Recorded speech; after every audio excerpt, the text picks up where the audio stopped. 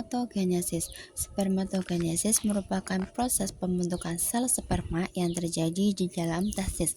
Yang pertama itu ada spermatogonium. Spermatogonium merupakan sel induk sperma yang mengalami pembelahan mitosis untuk menghasilkan sel spermatosit primer. Sel ini bersifat diploid 2 yang berarti memiliki pasangan kromosom lengkap.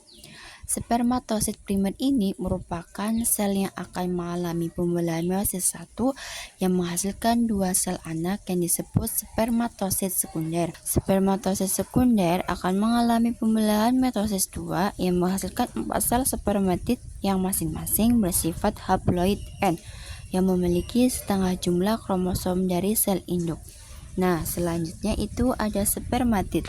Spermatid ini merupakan sel yang akan mengalami pematangan dan diferensiasi lebih lanjut untuk membentuk spermatozoa atau sel sperma dewasa.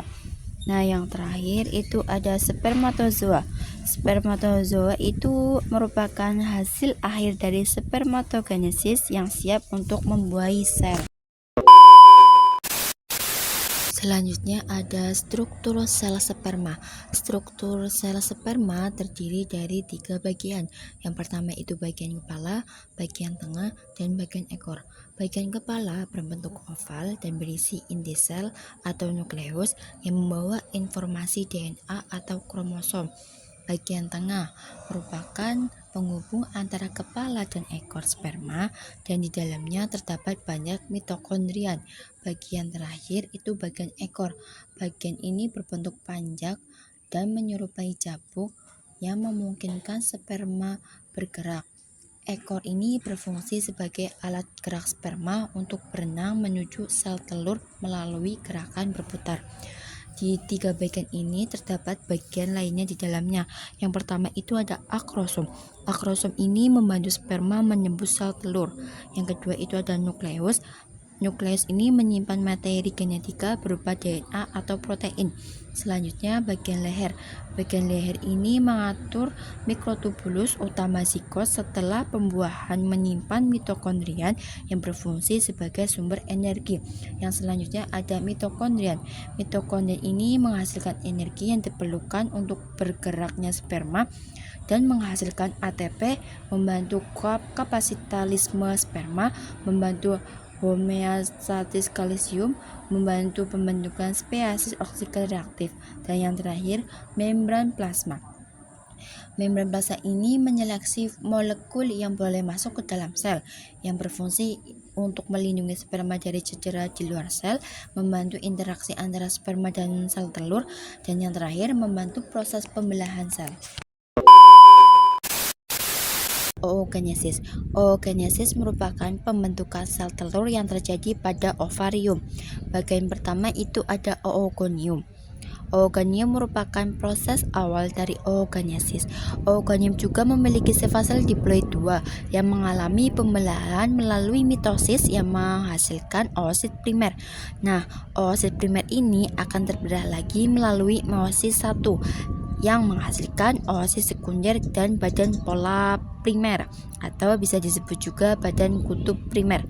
Badan pola primer ini akan membelah lagi melalui meiosis 2 dan menghasilkan badan polar sekunder. Badan pola primer ini berukuran lebih kecil daripada oosit sekunder. Oosit sekunder akan mengalami pembelahan melalui meiosis 2 untuk menghasilkan ootit. Dan badan polar sekunder, ootit akan membelah lagi menjadi ovum yang merupakan gamet fungsional. Selanjutnya itu ada struktur ovum. Struktur ovum memiliki beberapa bagian. Yang pertama itu ada korona radiata. Korona radiata merupakan membran sel telur yang membentuk oleh sel-sel folikel dan membantu zona pelosida menarik sperma. Dan selanjutnya itu ada nukleus. Nukleus merupakan struktur sel yang berperan dalam produksi protein yang penting untuk pertumbuhan dan perkembangan embrio. Selanjutnya ada plasma membran.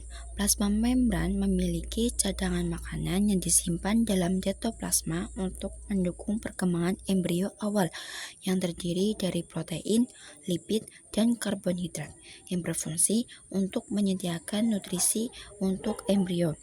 Selanjutnya ada perivitellin piece. Perivitellin piece merupakan rongga atau celah sempit antara zona pellucida dan membran plasma pada ovum atau sel telur yang telah dibuahi. Selanjutnya ada zona pellucida.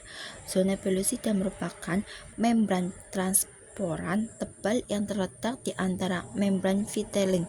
Lapisan ini berperan dalam meningkatkan sperma ke ovum dan mencegah polipersi. Selanjutnya itu ada Citoplasma. Citoplasma merupakan cairan kental yang mengisi ovum dan mengandung organel sel yang berfungsi untuk menyediakan ruang bagi organel sel untuk menjalani fungsinya dan menyimpan cadangan makanan untuk embrio. Selanjutnya ada follicle cell. Follicle cell memiliki lapisan yang mengelilingi ovum. Sel-sel follicle menghasilkan hormon estrogen dan progesteron. Selanjutnya yaitu proses masuknya sperma ke dalam ovarium. Yang pertama itu ada sel folikel. Sel folikel berperan untuk siklus menstruasi dan kesuburan. Nah, yang kedua itu ada enzim dalam akrosom. Enzim dalam akrosom membantu sperma menembus sel telur dan mencapai pembuahan. Nah, setelah itu ada membran plasma ovum. Membran plasma ovum ini untuk menghasilkan sperma selama proses fertilisasi. Yang keempat itu ada zona pellucida. Zona pellucida ini melindungi sel telur dan embrio ketika mau masuk ke dalam ovarium. Nah, bagian yang kelima itu ada badan basal sperma. Badan basal sperma itu tempat perkembangan embrio sebelum implantasi. Selanjutnya ada nukleosperma. Nukleosperma merupakan inti sel sperma yang mengandung DNA dan protein. Dan yang terakhir yaitu granula kortikal. Granula kortikal merupakan fungsi untuk membantu perlindungan dan dukungan embrio yang sedang berkembang. Selanjutnya itu ada fertilisasi. Fertilisasi adalah proses peleburan inti sperma dan ovum sehingga membentuk sigot. Yang pertama itu ada indung telur. Indung telur merupakan tempat pembuahan antara sperma dan ovum setelah melalui ejakulasi. Gambar pertama ini merupakan gambar sel telur yang akan keluar dari ovarium yang bisa disebut ovulasi. Ia akan menuju tuba Fallopi dan akan melepaskan oosit sekunder. Pada hari pertama ini, proses peleburan inti sperma dan ovum membentuk sigot. Selanjutnya, pada hari kedua ini sel akan terbelah menjadi dua. Nah, selanjutnya pada hari ketiga sel akan membelah lagi menjadi 4 sel.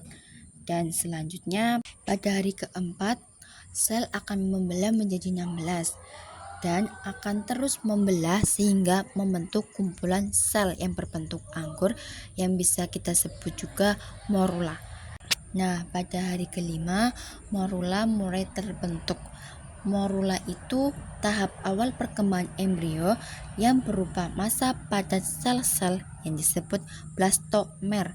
Nah, pada hari kelima kita bisa menyebutnya blastokista awal atau morula. Pada hari ke-6 sampai ke-7 blastokista tahap akhir yang akan menempel pada dinding-dinding endometrium. Yang terakhir ini ada embrio. Embrio merupakan tahap awal perkembangan sel yang berasal dari proses reproduksi. Let's go!